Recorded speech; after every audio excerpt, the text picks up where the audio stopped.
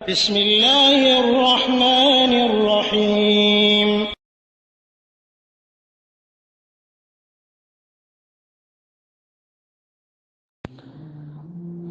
ওয়ালাইকুম আসসালাম রহমতুল্লাহি বারাকাতু। বাংলাদেশ থেকে মুজাহিদ ভাই জানতে চেয়েছিলেন যে বাইজিদ বুস্তামি ও হাজ্জাজ বিন ইউসুফ তারা কি ভালো লোক ছিলেন?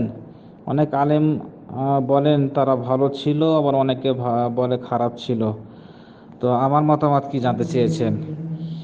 তো এ বিষয়ে বলবো, বিস্তারিত অনেক আলোচনা আছে, সংক্ষিপ্ত আকারে কথা হলো যে হাজ্জাজ বিন ইউসুফ তার জন্ম হলো 40 হিজরিতে আর মৃত্যু হলো 95 হিজরিতে।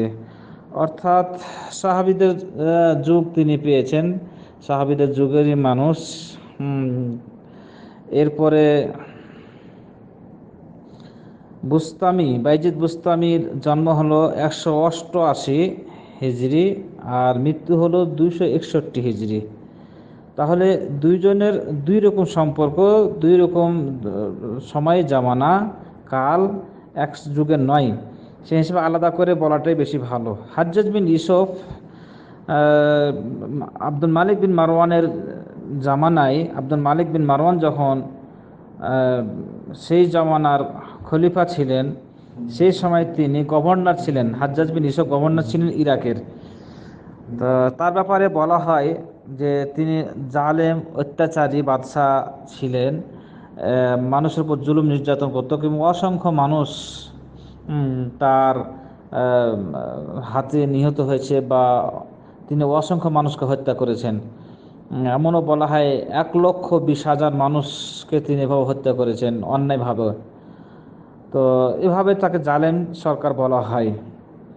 তার খারাপ দিকগুলোর ব্যাপারে অনেক, বা তার চরিত্রের ব্যাপারে অনেকে মন্তব্য করেছেন। সেই যুগেই তাবিদের মধ্য থেকে বা সাহাবীদের মধ্য থেকে বা বিশিষ্ট ব্যক্তিজন অনেকে অনেক রকম মন্তব্য করেছেন। অনেকে বলেছেন যে তিনি কাফের, আবার অনেকে কোনো মন্তব্য করেনি, নীরব থেকেছেন। অনেকে দুটাই মন্তব্য করেছে, ভালো মন্দ দুটাই মন্তব্য করেছে। বিশেষ করে ইমাম ইবনে কাসির, তাফসির ইবনে কাসিরের যে লেখক, উনি তার বেদায়া আর নেহায়া একটা গ্রন্থ আছে, ইতিহাস জগতের গ্রন্থ। সেখানে তিনি তার জীবনে উল্লেখ করতে গিয়ে অনেক কিছু বলেছেন, যে তার খারাপ বা ভালো দিক উভয় উল্লেখ করা হয়েছে ওখানে। বিশেষ করে তার ব্যাপারে যেটা বলা হয় যে তিনি জালেম একজন ব্যক্তি ছিলেন, অত্যাচার, মানুষের উপর জুলুম নির্যাতন করত। আবার অন্যদিকে বলা হয়েছে তিনি কোরআন পড়তেন, কোরআনের হাফেজ ছিলেন, অনেক হাদিস মুখস্থ ছিল, খুব সুন্দর কণ্ঠে কোরআন পড়তে পারতেন।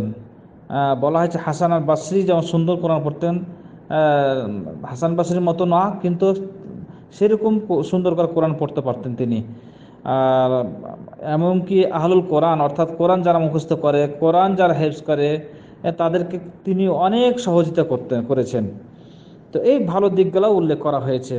তো সব মিলিয়ে অনেক আলেম তার ব্যাপারে মন্তব্য করতে গিয়ে বলেছেন যে তার খারাপ দিকও আছে, ভালো দিকও আছে। সে হিসেবে তাকে মানে ভালো দিক থেকে খারাপ দিকগুলো তুলনামূলক বেশি, তারপরও মন্তব্য করেননি যে সে কাফের। এটা আল্লাহ তাআলার উপর ছেড়ে দিয়েছেন, যে কারণ শেষ মুহূর্তে তিনি ইমাম ইবনে কাসির বলেছেন যে শেষ মুহূর্তে তিনি তওবা করেছেন, ক্ষমা চেয়েছেন আল্লাহ তাআলার কাছে। এই জন্য হতে পারে আল্লাহ তাআলা তাকে ক্ষমা করতে পারে। তার যে জুলুম নির্যাতন করেছেন মানুষের উপর, বহুত মানুষকে হত্যা করেছে, এই জন্য আল্লাহ তাআলা তাকে ক্ষমা করতে পারে। তো এই জন্য তাকে কাফের বা তার ব্যাপারে খারাপ মন্তব্য সালফে সালেহিন আলিমগণ করেননি। এটা আল্লাহ তাআলার ইচ্ছা, আল্লাহ তাআলা তাকে ইচ্ছা করলে ক্ষমা করতে পারেন এবং তাকে শাস্তি দিতে পারেন। এই জন্য তাকে সরাসরি কাফের বা ঘৃণার চোখে এই ধরনের অনেক কিছু তার বিষয়ে উল্লেখ করা জায়েজ নয় বা ঠিক নয়। আর দ্বিতীয়ত হলো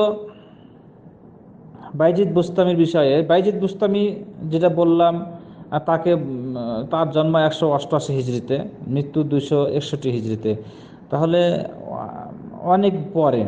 তো ইনাকে বলা হয়, তার জন্ম ইরাকে। আর ইরাকে জন্মগ্রহণ করে তার জীবন, তার যে বেড়ে ওঠা, এটা আসলে ওই সুফি আকিদার মতোই হয়েছে। কবর পূজারী সুফিবাদীদের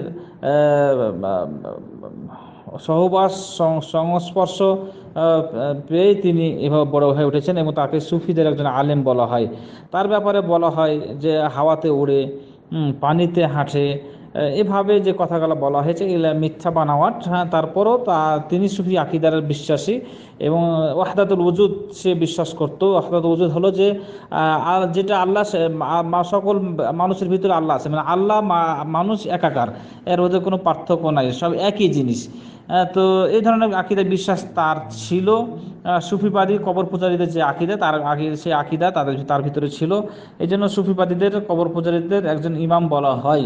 আল্লাহ আলাম, এই ধরনের তাকে বলা হয়ে থাকে। তো আল্লাহ তাআলা আমাদের সবাইকে হেফাজত করুক। জাযাকাল্লাহ খাইর।